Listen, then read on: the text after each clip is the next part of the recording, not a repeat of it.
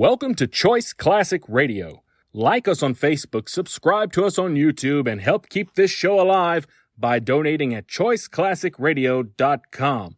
For more of your favorite old-time radio shows, join us on our companion podcast, Choice Classic Radio Mystery, Suspense, Dramas, and Horrors, where we bring to you the most mysterious tales that the golden age of radio had to offer. And now, with 677 episodes made, airing on the Mutual Broadcast Network from 1937 to 1954, we bring to you The Shadow.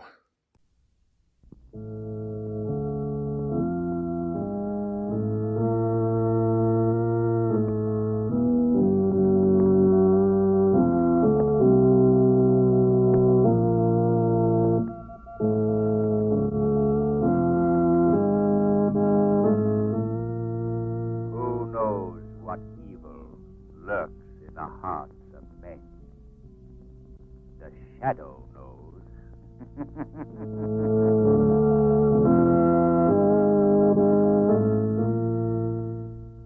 Blue Coal presents The Shadow.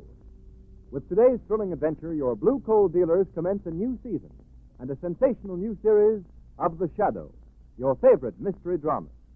These programs have been made possible by your friendly cooperation and support of our product, Blue Coal. And on behalf of our sponsors and our cast, may I express appreciation to you, our listeners, for bringing us all together again this year. In just a moment, The Shadow's first exciting adventure begins. Meanwhile, homeowners, attention. Don't be deceived by the balmy days of Indian summer. All signs point to chilly fall weather and a long, cold winter. So don't take chances. Decide now to order a supply of Blue Coal. It's Pennsylvania's finest anthracite, trademarked blue as your guarantee of even, dependable, healthful heat no matter what the weather. Your nearest Blue Coal dealer stocks Blue Coal in all household sizes. Phone him tomorrow.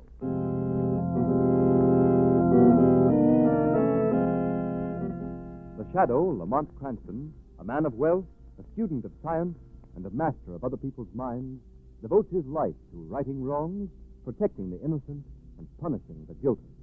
Using advanced methods that may ultimately become available to all law enforcement agencies, Cranston is known to the underworld as the Shadow. Never seen, only heard, as haunting to superstitious minds as a ghost, as inevitable as a guilty conscience. Today's story, Traffic in Debt.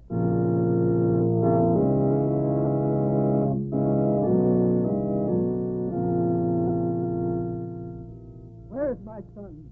He was completely recovered. You were going to let him out of the sanitarium today. What's happened? According to the reports, he suffered a relapse in the night and died. I'm sorry. Dead. Dead? But how? Why?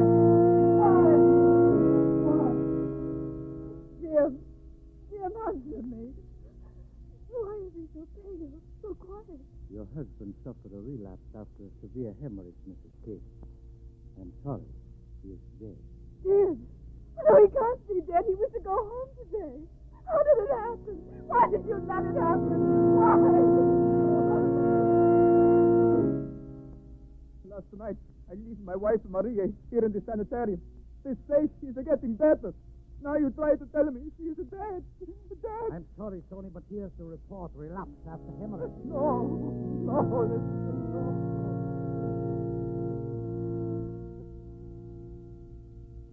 You sent for me, Dr. Lee?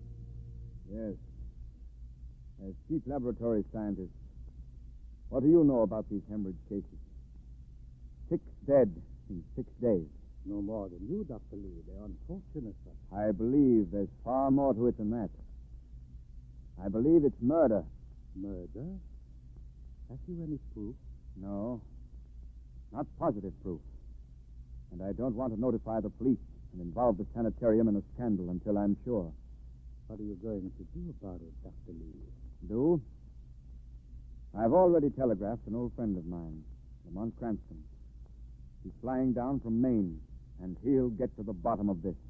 I'll stake my life on it. Yes, Dr. Lee.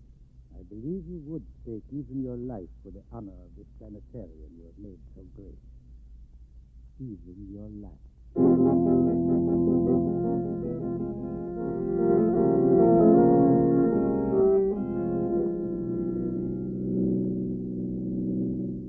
Traffic's heavy tonight, Marco. Say, why so quiet? Regretting the end of your summer vacation in Maine? No, I'm remembering all the things I forgot to pack in our wild rush to catch the plane from Portland. Sorry, Margot. You could have stayed, but I had to come. Lamont Cranston, who needs the protection of the shadow this time? Who sent you that telegram? That telegram was from a man who once saved, although he doesn't know it, the life of the shadow. Anyone I know? You've met him. Dr. Randolph Lee, Chief of Staff of the Memorial Sanitarium. Dr. Lee? Why, he's one of the greatest surgeons in the country. Yes. He's the one who removed that bullet nestling close to my spine. Oh, I'll never forget that. I thought you were going to die. But what's wrong with Dr. Lee? Now it's his turn, Margot. He thinks he's going to die. But Lamont, a famous man like Dr. Lee, who would want to kill him? Why? That's what I hope to find out. Well, here's the sanitarium. Come along. I'll explain on the way up to his office. He's waiting. Here, let me help you out of the car. Thanks, Lamont. He isn't afraid of being murdered. Not in a big sanitarium like this with his staff all around him. Caesar was murdered while surrounded by his staff, Margot. Oh, then Dr. Lee's afraid of one of his associates. So that's why he hasn't called in the police. Exactly. He hasn't enough proof to arrest the man. And he doesn't want the sanitarium involved in a public scandal. But there's more to it than that. This way, Margot. What else is there? Murder. Wholesale murder. Wait a minute, Margot. Oh, nurse, Yes, sir. I'd like to see Dr. Lee. He's expecting me. Oh, you're Mr. Cranston. Yes. Dr. Lee left orders that you were to go right up to his office in his private elevator. Will you step in here, please? Thank you, nurse. After you, Margot. My, a private elevator. Just press the button marked Dr. Lee, Mr. Cranston. It will take you directly to his office. Thank you, nurse. We'll manage. Lamont, you say Dr. Lee suspects someone of wholesale murder, but there hasn't been a word in the papers. Death's not an unusual occurrence in a big sanitarium, Margot. And there are many more ways of killing than with a gun or a club. Well, were these people killed in some unusual way? They died of anemia, acute anemia, because every ounce of their blood was drained from their bodies. Oh, I never heard of such a thing. Does Dr. Lee suspect someone in the sanitarium? He didn't want to say over the phone. That's why he begged me to hurry here when I called him from the airport. I'm afraid Lee's in danger if the killer suspects he's onto him. Here we are, Lamont. All right, Mark. Well, hello, Dr. Lee. I came as quickly as I could. Lamont! Dr. Lee? What is it, man? Are you ill? Lamont, look. Look at his face. Margot, get a glass of water. That decanter there. No, wait a minute. Never mind. It's no use. He's Dead? Are you sure? positive. But there's no sign of violence. Yes, there is, Margot. Look here. He's been stabbed in the back with a surgical knife. Oh, Lamont, how ghastly. A great man like Dr. Lee murdered. I was afraid of something like this. Margot, we've got to be careful. This killer is desperate. He'll stop at nothing to cover up his crimes. He's murdered one of the greatest men of medicine, and Lamont. I've got... The automatic elevator is going down. Let it go. Someone else has called it down, and they may be coming up here. Let's wait and see. The man who murdered him knows we're here, and he may do something that will make our jobs easier. The elevator stopped. Lamont, the police will have to be notified. Yes, but I have a hunch that Commissioner Weston and his homicide squad are going to need help to crack this case. The elevator's coming back up. Get away from there, Ma. Stand behind the curtain there. Keep out of sight. What are you going to do, Lamont? That depends on who steps out of that elevator. Margot, get behind those curtains, please. The elevator's almost here. Be careful, Lamont. Keep out of sight, Margot. It's just possible Lee's killer may be returning to cover up his crime. Dr. Lee. Oh, I beg your pardon, Doctor. I thought you were alone. Did Dr. Lee send for you? Yes, I'm Hardwick, in charge of the laboratory. Why? What's wrong? Dr. Lee. Dr. Lee? He's dead. Who are you? What are you doing here? How did this happen? How did what happen? I beg your pardon, sir. I only meant till he was in perfect health less than an hour ago. I couldn't help A thinking. surgical knife can save a life or end it in an instant. Look in his back. Knifed. Who are you? What are you doing here? I am Lamont Cranston, a friend of Dr. Lee's. I talked to him on the phone an hour ago. I arrived a few minutes ago and found him dead. Why haven't you notified the police? How do you know I haven't, Mr. Hardwick? Just how long have you been here? Not long enough to have killed Dr. Lee, as your cross-examination seems to infer. No? We'll see what the police think. Hello? Hello, operator. Get me police headquarters. Quick. Cranston, Dr. Lee has been dead less than 5 minutes. And I find you here alone with him. Not quite alone, Mr. Hardwick. Who is this woman? Why was she hiding? This young lady is Miss Lane, Mr. Hardwick. Hello. Hello. Hurry up that call, operator. Police headquarters? This is Mr. Hardwick of the Memorial Sanitarium. Dr. Randolph Lee, chief of staff, has been murdered in his private office.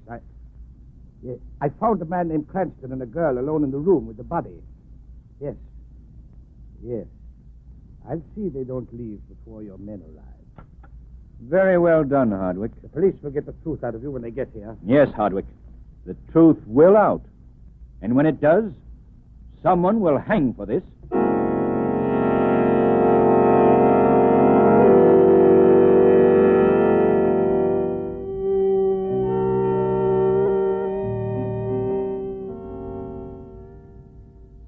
Outside, Sergeant. Well, Cranston, the story of the nurse who sent you up here to Dr. Lee's private office, along with the coroner's report and the time of the death, completely clears you and Miss Lane of any suspicion. Thank you, Commissioner Weston. Thanks, Commissioner. Your car's arrived from headquarters, Commissioner Weston. You can go down the hall and take the main elevator if you like. Thank you, Hardwick. I will. I'm not much on these elevators you run by yourself. Say, Cranston, drop into headquarters tomorrow, will you? I'd like to get a transcript of what Dr. Lee told you when you called him from the airport. It might give us a lead. I'll be glad to, Commissioner. Good. Goodbye, Miss Lane. I'm sorry we had to change. I didn't mind. Goodbye, Commissioner. Well, Hardwick, are you convinced of our innocence? I'm terribly sorry to have been so hasty in my accusations, Cranston. And you, Miss Lane. Think nothing of it. By the way, Cranston, just what did Dr. Lee tell you over the phone? If there are any clues, I might be able to help. That's just what I've been thinking, Hardwick. You're in charge of the sanitarium lab, I understand. Why, yes. Yes, I am. Do you conduct any experiments in line of duty or on your own? Oh, no. My duties are routine. Then I don't suppose you know that at least 6 patients have died in the sanitarium within the past month. Yes. But what has this to do with Dr. Lee's death? That's what I'm hoping you'll tell me, Mr. Hardwick. What do you mean? Hardwick, you know and I know that 6 patients have died in the sanitarium because every ounce of blood had been drained from their bodies. Yet in all cases, their deaths were ascribed to natural causes. Oh. So you know. You've known all along. Yes. Dr. Lee told me over the phone. Why didn't you tell Commissioner Weston? Because there are 2 pieces of the puzzle still missing. The criminal and the motive. I see. Well, if you will wait here, I may have something in my laboratory that will complete the picture for you. I'll take Lee's private elevator and be back in a moment. We'll wait here. Lamont, you act as if you suspect Mr. Hardwick. I do, Margot. Then why did you let him leave? If he's guilty, he'll run away. No, Margot. If he's guilty, he'll come back and try to kill us for the same reason Dr. Lee was murdered. We know too much. What are you going to do? Call Commissioner Weston? No, Margot. Weston is only concerned with Dr. Lee's death. I want to know how those 6 helpless patients died and why. I think the time has come for the shadow to take a hand. Can I help Lamont? Yes. If you're game to stay here and wait till Hardwick comes back, Of course I will. tell Hardwick I had to leave. Tell him I'll be back in 10 minutes. What will I say to Hardwick? Lead him on, Margot. Make him think we have proof of his guilt. If he is guilty, he'll hang himself with a rope of words. Where are you going, Lamont? Nowhere, Margot. Nowhere. Just into the shadows. In the shadows.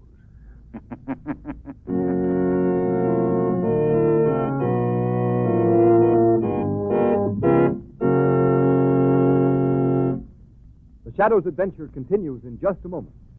Meanwhile, here's a must for all homeowners. Make no mistake about it. For home heating, anthracite is by far the best fuel. And by far the best anthracite is blue coal.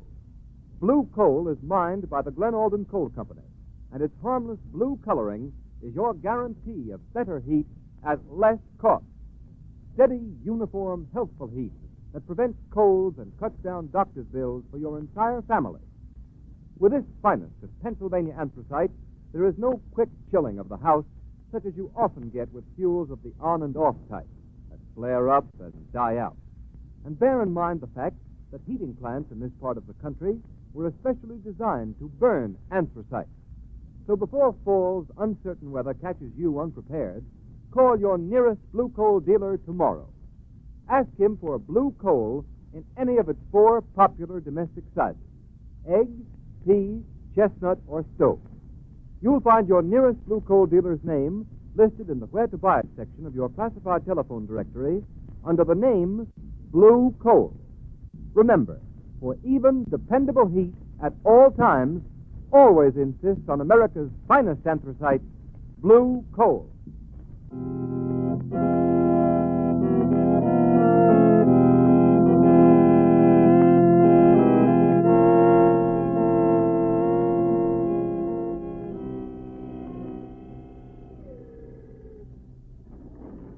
Well, I have what...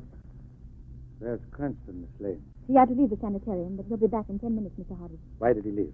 What is he doing? I don't know. You're lying. He's gone to notify the police. Why should he notify the police? Because... Oh, I see. Trying to trick me into talking, eh? Well, you don't have to do that, Miss Lane. I'll tell you. I'll tell you anything you want to know. Then why was Dr. Lee murdered? Because he found out about those falsified death reports. Why was every ounce of blood drained out of the bodies of those poor people? Because blood is valuable. This sanitarium buys thousands of dollars worth of blood for transfusion. We stock it up, all types. We keep it in a special refrigerator we call a blood bank.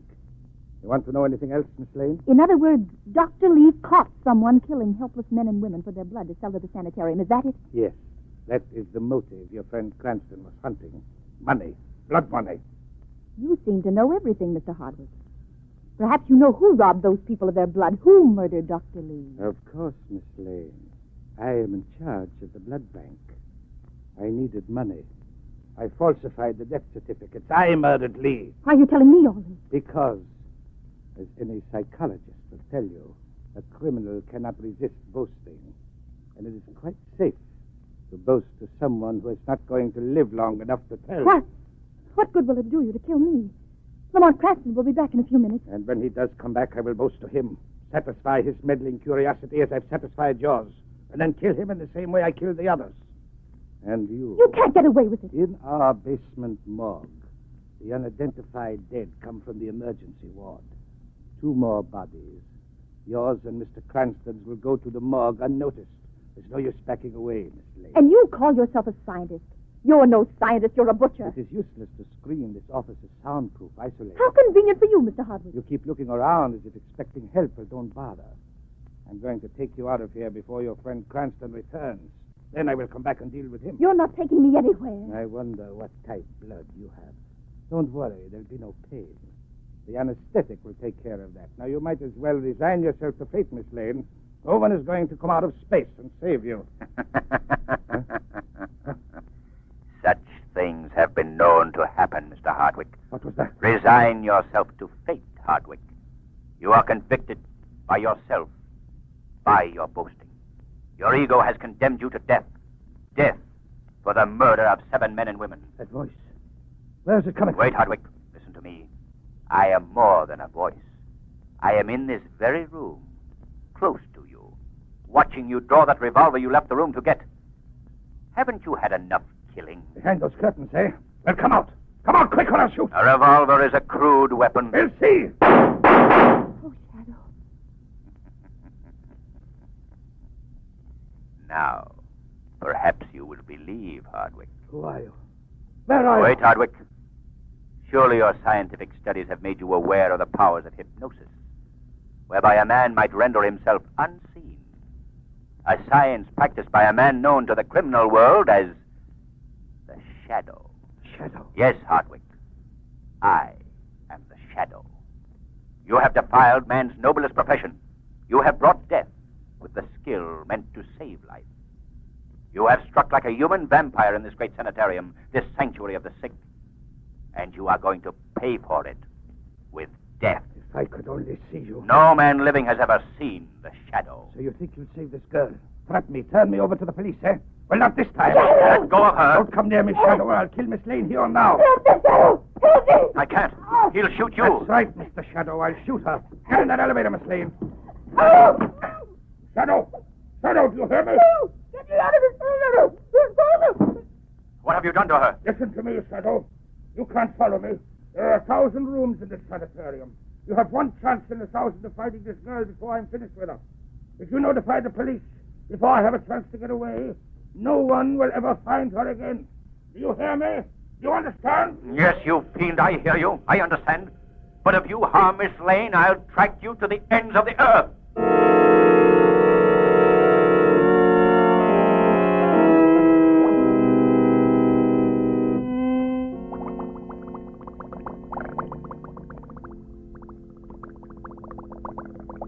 Now, Miss Lane, I am ready. Do not let the bubbling sound unnerve you. Just my special blood transfusion machine. Come on. Come on. It will do you no good to struggle against the anesthetic that only brings unconsciousness quicker. Come on. Breathe deep, Miss Lane. Deep. You can dream that your friend Lamont Cranston has come to help you. And the Shadow, you can dream of him too. But neither of them will ever find this laboratory here in the cellar so close to the morgue.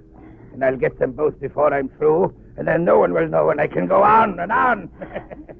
Come on. You are a benefactor to humanity, Miss Lane. A blood donor. Some poor fool.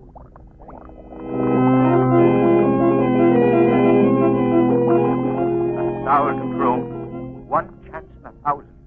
Hardwick means to kill Margot, whether I search for her or not. 1,000 rooms. He went down. But the whole sanitarium is down. Wards, labs, operating rooms, corridors. Down. I must find her. I must. How are you today, Mary? Oh, just fine, Jack. The nurse says they're going to let me leave the sanitarium to... Jack, look! What is it, Mary? Oh, that door. It just opened and closed, but there was no one there. Oh, now, Mary, control yourself. You've had a bad time. You just imagined it, Oh, dear. no, I saw it open and close. I saw the door handle turn, but there was no one there. It's no use. One chance in 1,000. I've got to try something else. Something else.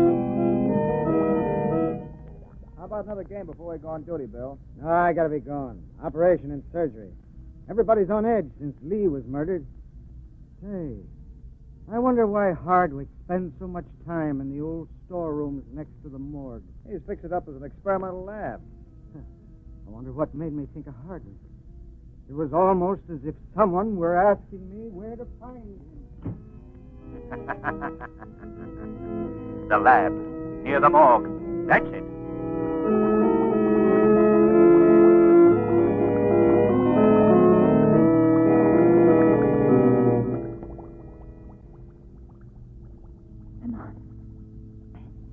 Come on. The anesthetic is taking effect, Miss Lane. In a moment, everything will be ready. Come on. You would do me a favor bringing Cranston here. It would save me the trouble of going up after him. I don't relish that, but it's his life or mine. Lee told him too much. And the Shadow, what I would give to have him here on the operating table. I wonder if he could keep from the shadows if I drained his lifeblood away. Huh? You'll never know, Hardwick. You? So you found me. I warned you. I warned you not to follow me. I'll kill Miss Lane. That's what you're trying to do. Come on. You are real. Flesh and blood. Unfortunately for you, yes.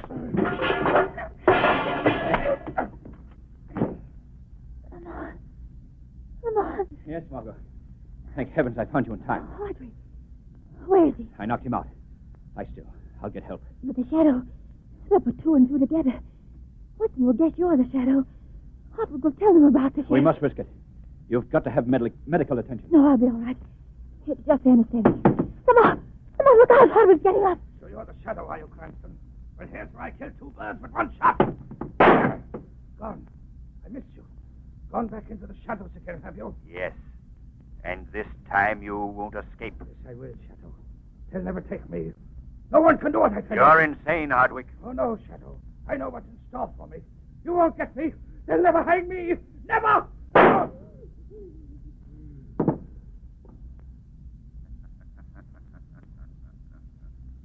A coward to the very end. You have paid for your crimes against a profession which conferred upon you the mantle of honor. Against a great sanitarium and a great man of medicine who trusted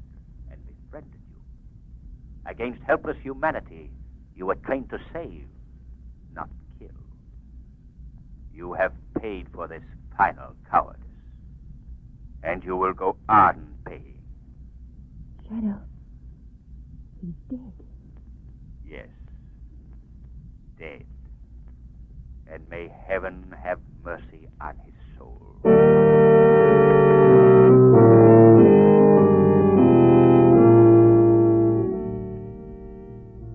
Well, Cranston, I hope this will teach you and Miss Lane not to keep things from the police. If you'd told me about your phone conversation with Dr. Lee, this wouldn't have happened. But Commissioner Weston, Hardwick might have escaped before you could find proof enough to arrest him. Nonsense, Miss Lane. I suspected him all the time. Well, Commissioner, this is one case where you didn't need the help of the Shadow. The Shadow? He wouldn't have cracked this case in a month of Sundays. He's just another amateur criminologist like you, Cranston. I shouldn't be at all surprised.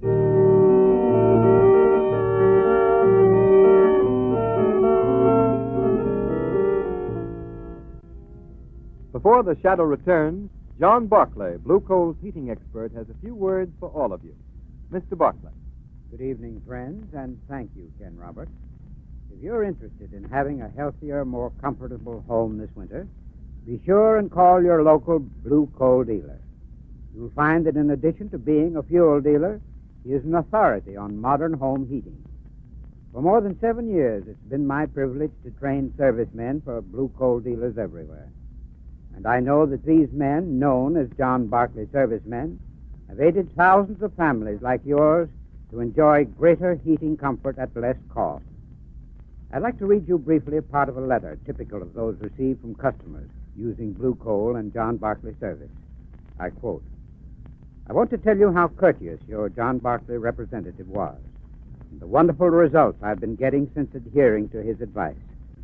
Since using Blue Coal and doing just as we were advised by your young man, we are getting steady, real heat, and would not use any other but your Blue Coal," unquote. And don't forget, friends, no matter what kind of fuel you use or what your heating problem, your Blue Coal dealer will always be glad to help you. So feel free to call on him. He'll place an expert John Barclay serviceman at your disposal. I thank you.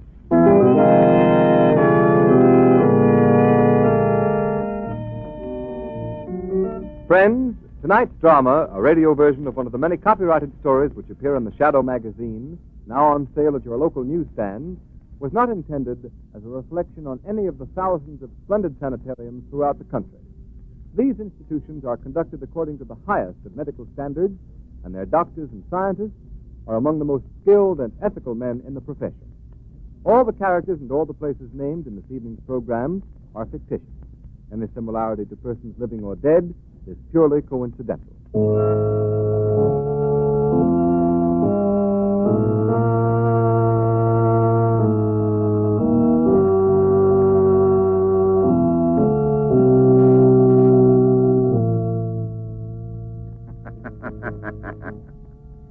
The weed of crime bears bitter fruit. Crime does not pay.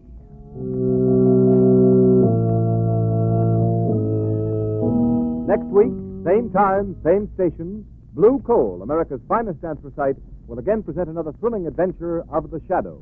Be sure to listen, and be sure to burn Blue Coal, the solid fuel for solid comfort. That concludes today's episode.